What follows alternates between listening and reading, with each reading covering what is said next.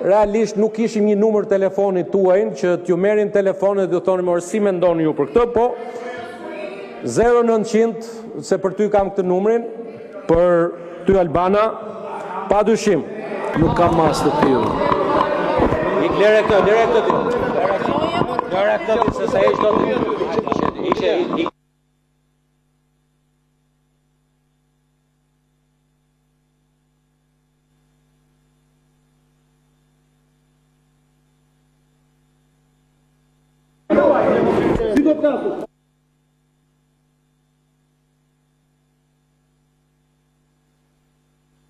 Zoti Bardhi, mua mos mua hakre ashtu, e para, e dyta, fjalori që keni përdorur ju këtu, as nuk ka të krahasuar me çfarë është thënë dhe us duhet mbaj anë askujt, dakor?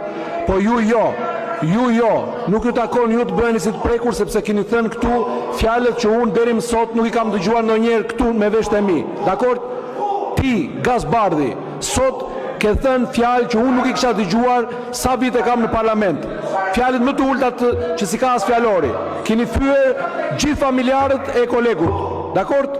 Edhe bën kështu si i mërzitur ti për një numër telefoni që nuk po e lejon ta sqaroj. Mua mos ma bëja të mos trego gishtin ashtu, dakord? Se nuk takon. Sepse nuk ke folur si deputet, ke thënë. Atëherë, për të sqaruar gjithë qytetarët, ka qenë në momentin e zhvillimit të një seance fare normale, ku gjithë kolegët tanë kanë dhënë kontributin, dhe në një moment, Zoti Balla ka fyer një nga kolegët tona.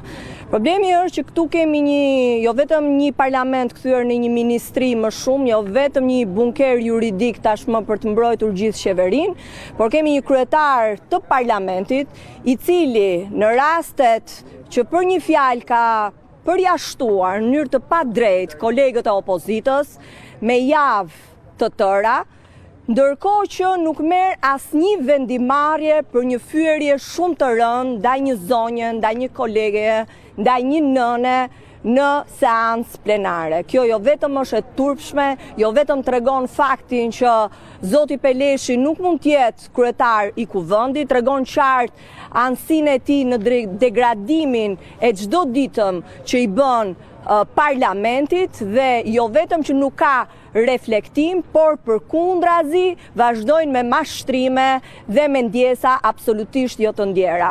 Të vi një fyerje në prag të festave të 7 marsit ndaj një gruaje që angazhohet në politik dhe duhet ta kemi gjithë qartë që nuk është e lehtë bësh politik për gratë dhe vajzat në këtë vend dhe një zonjë që përballet me opozit shumë të fort në vite të tëra, të kemi këtë fyerje dhe këtë degradim në një parlament i cili duhet fliste për qytetarët. Kjo majorancë ka kohë që nuk flet për qytetarët, ka kohë që ka shkëputur çdo lloj realiteti dhe prandaj degradimi vazhdon në mënyrë permanente. Ne nuk mund të bëheshim pjesë dhe ta kalonim, siç thot kryetari i parlamentit, të vazhdojmë seancën plenare të qetë, sepse këto duhen dënuar dhe këta personazhe duhen bërë shembull për të mos u marrë shembull nga askush. Që kështu, gjithë betejë jonë që është e drejtë, shpreh solidaritetin më të madh me zonjën Vokshi dhe jam krah saj dhe gjithë familjes së saj dhe absolutisht e ka kokën lart në gjithë betejat që ajo zhvillon,